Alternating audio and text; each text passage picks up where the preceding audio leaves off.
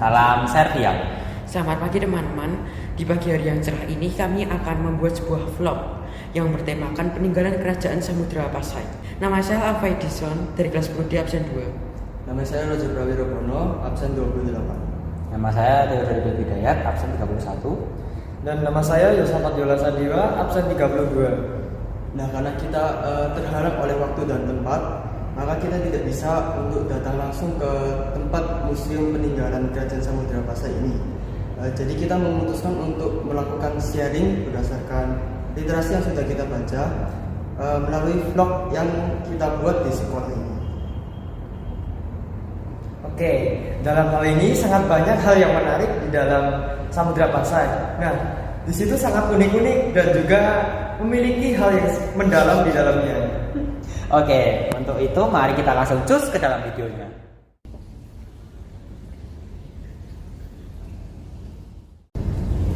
Nah, sebagai permulaan nih, Jer, apa sih itu tentang kerajaan Samudra Pasai? Oh, itu tuh salah satu kerajaan yang bersuara agama Islam di Indonesia yang letaknya itu ada di kawasan Aceh, Pulau Sumatera. Nah, kerajaannya itu sudah berlangsung selama kurang lebih 3 abad, dari abad ke-13 hingga 16 Masehi. Wah, lama juga ya. Tapi aku ada pertanyaan buat kamu nih, Pak. Ayo. Apa saja sih keunikan di kerajaan Samudra Pasai?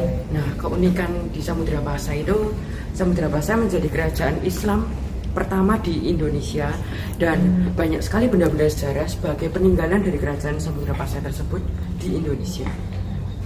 Oh iya bener, aku juga dengar tuh katanya yang pendirinya itu namanya Meulah Seru ya, bener? Ya bener ya? Ya bener sih, bener. Terus itu didirikannya tuh tahun 1267 Masehi. Ini kita habis ini mau ngomongin apa nih? Nah, di sini kita akan ngomongin tentang peninggalan bersejarah kerajaan Samudra Pasai. Oh, peninggalan bersejarah. Oh, kalau peninggalan bersejarah tuh contohnya apa sih? Nah, peninggalan sejarah yang menarik di kerajaan Samudra Pasai itu salah satunya batu nisan yang bersejarah bagi Indonesia hingga sekarang ini. Oh iya, batu nisan. Kita emang mau ngomongin batu nisan ya kalau peninggalan tuh. Ya udah, kita mau pergi kemana nih, Jar, buat ngomongin ini? Kita coba diskusiin dulu ke Gua Maria dulu aja ya. Oh iya, ayo kita ke Gua Maria sekarang. Yuk, guys. Let's go. Oke, karena kita tiba-tiba terkena hujan ya, Bu. Jadi kita tidak bisa berada di Gua Marianya secara langsung. Seperti ini kondisinya. Jadi kita berada di depan MIPA 11 MIPA 3. Ini kita ingin membahas tentang batu nisan yang ingin tadi kita bahas. Jadi karena kita ngomongin batu nisan yang dimiliki oleh Samudra Pasai merupakan salah satu peninggalan bersejarah yang akan kami bahas saat ini. Nah, kita tuh mau ngomongin tentang asal mulanya dulu. Jadi asal mulanya tuh bagaimana ya, Pak? Terima kasih Philip atas pertanyaannya tentang awal mula adanya batu nisan di kerajaan Samudra Pasai. Saya akan menjelaskan lebih rinci lagi tentang keberadaan nisan di Samudra Pasai yang ditemukan pada makam Sultan Mali As-Saleh, yang mana nisannya berdiri di atas sebuah jirat tersusun dalam 3 tingkat. Nisan bagian kepala dan kaki berbentuk sama dan terbuat dari batu andesit. Tingginya dari bagian kaki hingga puncak setinggi 0,70 meter dan lebarnya sebesar 0,35 meter. Bagian kaki terdapat patahan berbentuk segitiga, yakni di bagian tengah. Sementara di kedua sisinya, baik di kiri maupun kanan, terdapat hiasan berbentuk antefik. Lalu di bagian tengahnya yang berbidang lebar terdapat bingkai berisi tulisan Arab. Dan disusun puncak dari nisan ini merupakan mahkota yang ada 3 tingkat menyerupai sebuah lotus. Terdapat lambang kendil pada suatu nisan memiliki filosofi lentera. Lentera sebagai lampu dan penerang, di mana Samudra Pasai sebagai kerajaan besar menerima dan mengembangkan agama Islam pertama kali di Asia Tenggara, sehingga kawasan yang gelap akan diterangkan. Peninggalan lainnya adalah kompleks makam Bate Bale, menjadi makam para petinggi kerajaan masa Kesultanan periode ketiga setelah kepemimpinan Sultan Nahir Shah. Susunan batu nisan berjajar dengan jumlah 120 nisan dan terdapat tulisan kaligrafi, surat Yasin, surat Ali, dan lain-lain di antara nisan tersebut. Sekian penjelasan saya tentang awal mula batu nisan pada kerajaan Samudra Pasai. Baik, terima kasih kepada Alfa udah mau menjelaskan tentang asal mula yang tadi aku minta ya. Oke, sama-sama Lip.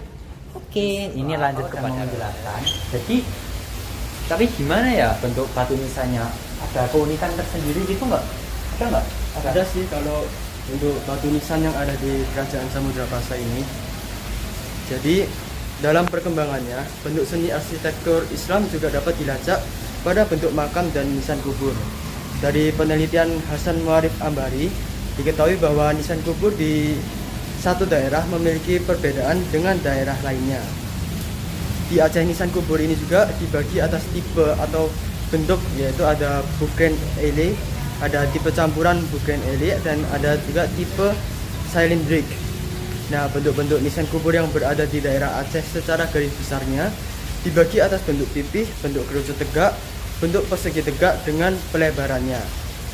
Kalau untuk bentuk-bentuk batu nisan di Kerajaan Samudra Pasai sangat bervariasi, dari bentuk bersayap seperti makam Malik Al-Saleh, bentuk bati badan atau hiasan batu badan pada makam Sultan Mahmud bin Zainal Abidin, bentuk persegi dan polos seperti pada makam Siti Khadijah binti Ali bin Jamal Kailani, hingga bentuk sarkofagus yang dapat ditemui pada makam Sultanah Nasisya dan Situl Alam. Motif hias yang terdapat pada nisan-nisan di Samudra Pasai adalah motif hias yang bermotifkan flora, benda alam, tulisan kaligrafi Islam, dan pintalan tali.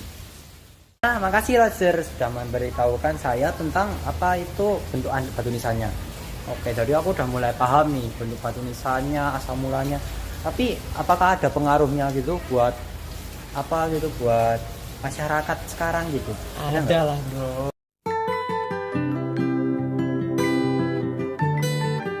Pastinya ada lah untuk masyarakat Islam tentunya dan generasi sekarang. Nah, peninggalan sejarah yang terdapat di Samudra Pasai memberikan pencerahan kepada generasi sekarang.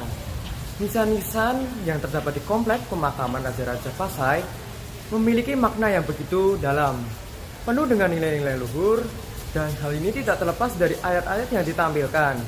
Syair-syair, motif hias, dan kaligrafi itu merupakan melambangkan sosial masyarakat Aceh serta melambangkan ikatan persaudaraan dan dipedomani oleh sistem kepercayaan dan nilai bersumber dari ajaran Islam sendiri tentunya. Baik, terima kasih banget ya Yosa atas Sama-sama, informasi yang kamu berikan.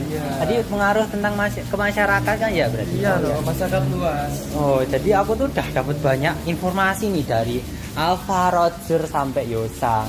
Jadi kesimpulan yang bisa saya ambil itu adalah Kerajaan Samudra Pasai ini masih dapat kita rasakan pengaruhnya hingga saat ini, terutama oleh batu nisan tadi yang mereka sudah jelaskan.